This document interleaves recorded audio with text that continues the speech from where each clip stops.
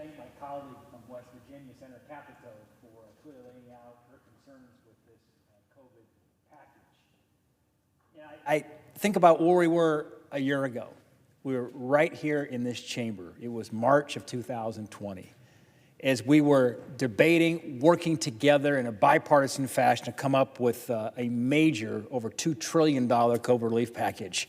In fact, if you look back over the course of the last 12 months, Congress passed five bipartisan COVID-19 relief packages. 5 of them. And during that time, as we know, the Republicans were in the majority in the Senate.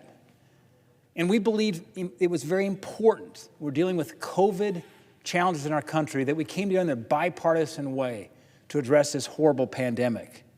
It didn't stop us from working with our colleagues across the aisle to reach a compromise in order to get needed relief for Montanans and the American people who were struggling because of the pandemic. Bipartisanship, it takes work. It takes both sides coming together. It takes a little more time as well. But for the good of Montanans and for the good of the American people, they expect that of us here in the United States Senate. Unfortunately, what we're witnessing today is bipartisanship is no longer in the vocabulary of President Biden and the Democrats. They've taken this bipartisan process that we have had over the course of the last 12 months, and they've taken it hostage. It's become their way or the highway. Take it or leave it. They're trying to jam through a hyper-partisan, not a bipartisan, but a hyper-partisan $1.9 trillion COVID-19 package. We shouldn't even call this a COVID-19 relief package, and here's why. 90% of what's in it has nothing to do with the core health needs of combating COVID-19. Nothing. This nearly $2 trillion package is nothing more than a Pelosi payoff, a liberal wish list that gives President Biden, Nancy Pelosi, and Chuck Schumer billions of dollars for these partisan pet projects. This COVID-19 relief package includes a laundry list of liberal priorities. Now, I'm not making this up. What I'm about to share was actually included in the most recently passed package of this COVID legislation out of the United States House, which, by the way, it passed in the wee hours of the morning this past weekend on Saturday when the American people were asleep, and it was not supported by a single Republican member. By the way, contrast that to where we were a year ago. We passed a huge COVID package here in the United States Senate, 96-0. You can't get any more bipartisan than that. And yet, when they jammed this package in the House Saturday morning, not a single Republican supported. In fact, a couple Democrats opposed it. Here's what's in that so-called relief package for COVID-19. $100 million for Nancy Pelosi's Train to Nowhere. It's a Silicon Valley underground rail project to help big tech. You tell me what that has to do with COVID-19. $350 billion to bail out blue states that had financial problems before the pandemic. Now, Montana should not be footing the bill to bail out states like New York, California, Illinois, especially when we've seen reports that states are actually doing much better than projected when you look at revenues coming in 2020. In fact, listen to this, California is projecting a $25 billion surplus in 2020. There's $50 million in this package for climate justice. There's millions in bailouts for Planned Parenthood. It also makes Planned Parenthood eligible for taxpayer dollars through the Paycheck Protection Program. Now, there's $130 billion in there for schools. Now, hear this.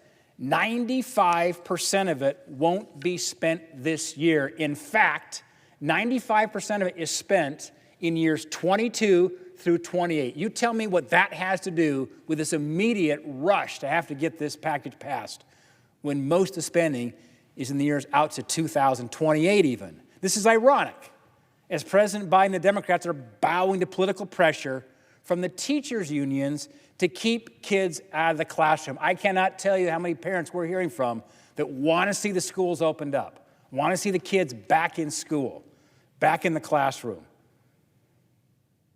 They support opening the southern border for illegal immigrants over opening schools for American students.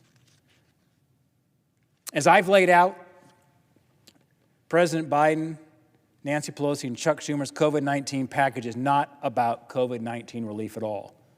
In fact, the White House Chief of Staff, Ron Klain, said this, and I quote, "This is the most progressive domestic legislation in a generation," end quote.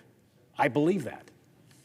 This is all about political favors for the Democrats. It's about cashing in on campaign promises, and it's outrageous. While the Democrats are trying to further their liberal agenda under the guise of passing COVID-19 relief, we are sitting on $1 trillion of unspent, already allocated COVID-19 relief dollars from the prior 5 packages. In fact, the last package we passed in December, $900 billion, only about 50% of that allocated dollars is out the door. So shoveling almost $2 trillion. Now, how much is $2 trillion? The entire annual federal discretionary budget for the U.S. government is about $1.4 trillion, the entire discretionary budget. The Democrats want to push another $2 trillion into this economy that is poised to rebound as businesses reopen. It's deeply irresponsible. It will needlessly cause our debt to soar to new heights and could harm our economic recovery by sparking inflation. And its partisanship is exceeded only by its recklessness. Mr. President, the American comeback is well underway. Our economy is rebounding. GDP is expected to grow 10% by the end of the first quarter. Personal saving rates are way up, 20.5% this past January, compared to 7.6% in pre-pandemic January of 2020. Manufacturing is at its highest growth level since August of 2018. Vaccines, they're being distributed. Hospitalizations are going down. In fact, hospitalizations are down nearly 20% this week versus last week, looking across the country. In fact, more than 40% of those over the age of 65 are vaccinated with at least 1 dose. That's good news. And on vaccines, I want to recognize our governor back home in Montana, Governor Greg Gianforte, for his outstanding leadership on getting vaccines distributed across Montana.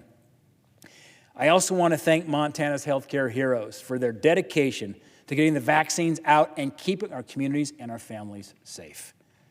In fact, just last week, Montana was recognized as the most efficient state in the nation, #1 out of 50, for administering vaccines received by the federal government. But in Montana, we're in need of more vaccines. That's why I've joined forces with the governor and the Congressman Rosendale requesting them from President Biden. I am pleased to see that it was announced just this week that Montana will be receiving over 8,000 doses of the J&J vaccine in the coming days. Vaccines, vaccine distribution are what we should be focusing on now. They are what will help us get life back to normal. They are what will end this pandemic. Yet sadly, only 1% of Biden and Pelosi's COVID-19 package goes to vaccines.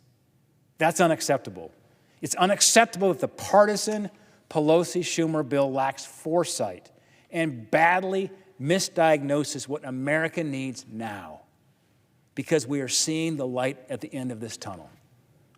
We must keep moving in this direction. Any future relief must be targeted and focused on vaccine distribution. Let's just start by retargeting the $1 trillion that's not even yet out the door. Why don't we start there?